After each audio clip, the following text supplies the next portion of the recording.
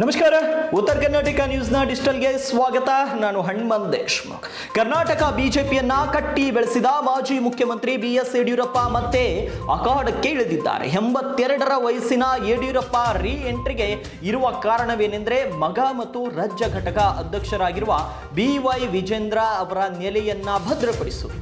ಸದ್ಯದ ಪರಿಸ್ಥಿತಿಯಲ್ಲಿ ಇದು ಸಾಧ್ಯವಾ ಎನ್ನುವುದು ಬಿಜೆಪಿ ಹೈಕಮಾಂಡ್ ವಿವೇಚನೆಗೆ ಬಿಟ್ಟಿದ್ದು. ಆದರೆ ಕೆಲವು ದಿನಗಳ ಹಿಂದೆ ಕೇಂದ್ರ ಗೃಹ ಸಚಿವ ಅಮಿತ್ ಶಾ ಅವರು ಆದಿಚುಂಚನಗಿರಿ ಮಹಾಸಂಸ್ಥಾನದ ಕಾರ್ಯಕ್ರಮದಲ್ಲಿ ಭಾಗವಹಿಸಲು ಬೆಂಗಳೂರಿಗೆ ಆಗಮಿಸಿದ್ರು. ಸುಮಾರು ಅರ್ಧ ದಿನ ಭೇಟಿಯಾಗಿದ್ರು ಕೂಡ ರಾಜ್ಯ ಬಿಜೆಪಿ ನಾಯಕರಿಗೆ ಮುಟ್ಟಿಸಿ ಹೋಗಿದ ಬಿಸಿ ರಾಜ್ಯ ನಾಯಕರು ಮನಸ್ತಾಪವನ್ನೆಲ್ಲ ಬದಿಗೊತ್ತೆ ಪಕ್ಷ ಎನ್ನಲು ಆರಂಭಿಸಿದ್ರು. ಇದರ ಬೆನ್ನಲ್ಲೇ ಕೇಂದ್ರ ಸಚಿವ Prahlad Joshi back to back ಸಭೆಗಳನ್ನು ನಡೆಸಿದ್ರು. ಪ್ರಹ್ಲಾದ್ ಜೋಶಿ ಸಭೆಗೆ 2 ಬಣದ ನಾಯಕರು ಭಾಗವಹಿಸಿದ್ರು. ಆದರೆ ಹಲವು ಬಣಗಳನ್ನ ಒಂದು ಬಣವನ್ನಾಗಿ ಮಾಡಲು ಜೋಶಿ ವಿಫಲರಾದರು ಎನ್ನುವ ಮಾತುಗಳು ಬಿಜೆಪಿಯ ವಲಯದಲ್ಲಿ ಬಲವಾಗಿ ಕೇಳಿ ಬರ್ತಿದೆ.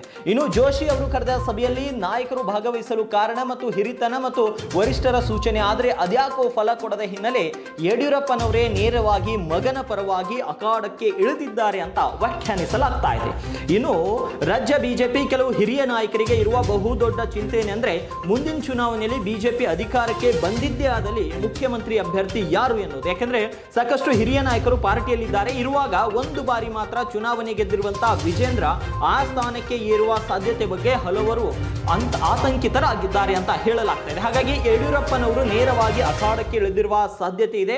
ಪುತ್ರನ ಪರವಾಗಿ ನಿಲ್ಲುವುದು ಒಂದು ಕಡೆ ಆದರೆ ನಾಯಕತ್ವ ಮತ್ತು ಕಾರ್ಯಕರ್ತರ ನಡುವಿನ ಸಂಪರ್ಕವನ್ನ ಬಲಪಡಿಸುವ ಕೆಲಸ ಯಡಿಯೂರಪ್ಪನವರಿಂದ ಆಗ್ತಾ ಇದೆ. ಅಮಿತ್ ಶಾ ಬಂದು ಹೋದಾಗಿನಿಂದ ಯಡಿಯೂರಪ್ಪ ಬೆಂಗಳೂರಿನ ಕೇಂದ್ರ ಬಿಜೆಪಿ ಕಚೇರಿಗೆ ಪ್ರತಿದಿನ ಆಗಮಿಸ್ತಾ ಇದ್ದಾರೆ.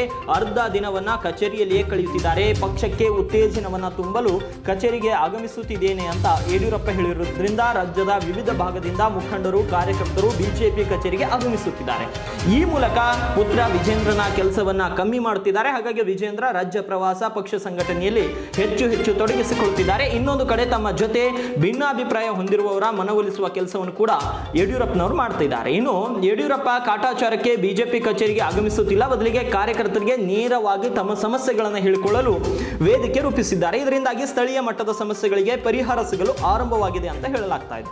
ಇನ್ನು ವಿಜೇಂದ್ರಗೆ ರಾಜ್ಯಾಧ್ಯಕ್ಷ ಹುದ್ದೆ ಲಭಿಸಿದ ನಂತರ ಯಡಿಯೂರಪ್ಪ ಸಕ್ರಿಯ ರಾಜಕಾರಣದಿಂದ ಸ್ವಲ್ಪ ಹಿಂದೆ ಸರಿದಿದ್ರು. ಆದರೆ ವಿಜೇಂದ್ರ ವಿರುದ್ಧದ ಗುಂಪುಗಾರಿಕೆ ಅಸಮಾಧಾನ ಹೆಚ್ಚಾದ ಹಿನ್ನೆಲೆ ಮತ್ತೆ BS ಯಡಿಯೂರಪ್ಪ ಅಖಾಡಕ್ಕೆ ಇಳಿದಿರೋ ಬಗ್ಗೆ ಅನುಮಾನಗಳು ವ್ಯಕ್ತವಾಗ್ತವೆ. ಅದೇನೇ ಇರಲಿ, ವಿಜೇಂದ್ರ ಮತ್ತು ವಿರೋಧ ಪಕ್ಷದ ನಾಯಕ R ಅಶೋಕ್ ಅವರ ಕಾರ್ಯಕ್ಷಮತೆ ಬಗ್ಗೆ ಬಿಜೆಪಿ ವಲಯದಲ್ಲಿ ಅಸಮಾಧಾನವಿದೆ ಎನ್ನುವ ಮಾಹಿತಿ ವರಿಷ್ಠರಿಗೆ ತಲುಪಿದೆ. ಹಲವು ನಾಯಕರು ಇವರಿಬ್ಬರ ಜೊತೆ ಸಂವಹನ ನಡೆಸಲು ಅಷ್ಟೊಂದು ಆರಾಮದಾಯಕವಾಗಿಲ್ಲ. ಕಳೆದ ಚುನಾವಣೆಯನ್ನ ಸೋಲಲು ಗುಂಪುಗಾರಿಕೆಯು ಕೂಡ ಪ್ರಮುಖ ಕಾರಣ ಅಂತ ಈಗಾಗಲೇ ದೆಹಲಿಯ ನಾಯಕರಿಗೆ ಈ ಸುದ್ದಿ ಮುಟ್ಟಿರುವಂಥದ್ದು. ರಾಜ್ಯ ರಾಜಕೀಯದಲ್ಲಿ ಇನ್ನು ಮಾಸ್ ಲೀಡರ್ ಆಗಿರುವಂತಹ ಯಡಿಯೂರಪ್ಪನವರನ್ನ ಬಿಜೆಪಿಯ ವರಿಷ್ಠರೇ ಸಕ್ರಿಯವಾಗಿ ಪಕ್ಷದ ನಾಯಕರ ಸಮಸ್ಯೆಯನ್ನ ಆಲಿಸಿರಿ ಅಂತ ಸೂಚಿಸಿದ್ದಾರೆ ಎನ್ನುವ ಚರ್ಚೆ ಬಿಜೆಪಿ ಜಗಲಿಯಲ್ಲಿ ನಡೆಯುತ್ತಿದೆ. ಯಾಕೆಂದ್ರೆ ಬಿಜೆಪಿಯ ಬಹುತೇಕ ನಾಯಕರು ಅವರನ್ನ ತಮ್ಮ ನಾಯಕರು ಅಂತ ಈಗಲೂ ಕೂಡ ಅಂದುಕೊಂಡಿದ್ದಾರೆ. ಹಾಗಾಗಿ ಎಲ್ಲೋ ಒಂದ್ ಕಡೆ ವಿಜೇಂದ್ರನೇ ಮುಂದಿನ ಮುಖ್ಯಮಂತ್ರಿ ಅಭ್ಯರ್ಥಿ ಆದ್ರೆ ಬಿಜೆಪಿ ಒಳಗಿರುವಂತಹ ಹಿರಿಯರು ಮೂಲೆ ಗುಂಪು ಆಗುವಂತಹ ಸಾಧ್ಯತೆ ಇದೆ. ಅದಕ್ಕಾಗಿ ಏನೆಲ್ಲ ಆಗುತ್ತೆ ಬಿಜೆಪಿಯ ವಲಯದಲ್ಲಿ ಅನ್ನೋದನ್ನ ಕಾದು ನೋಡಬೇಕಾಗಿದೆ. ಈ ರೀತಿಯ ಲೇಟೆಸ್ಟ್ ಪೊಲಿಟಿಕಲ್ ಅಪ್ಡೇಟ್ಸ್ಗಳಿಗಾಗಿ ಚಾನಲ್ಗೆ ಸಬ್ಸ್ಕ್ರೈಬ್ ಮಾಡ್ಕೊಳ್ಳಿ ಮತ್ತು ಈ ಒಂದು ವಿಡಿಯೋದ ಬಗ್ಗೆ ನಿಮ್ಮ ಅಭಿಪ್ರಾಯವನ್ನ ಕಮೆಂಟ್ ಬಾಕ್ಸ್ನಲ್ಲಿ ಕಮೆಂಟ್ ಮಾಡಿ ತಿಳಿಸಿ.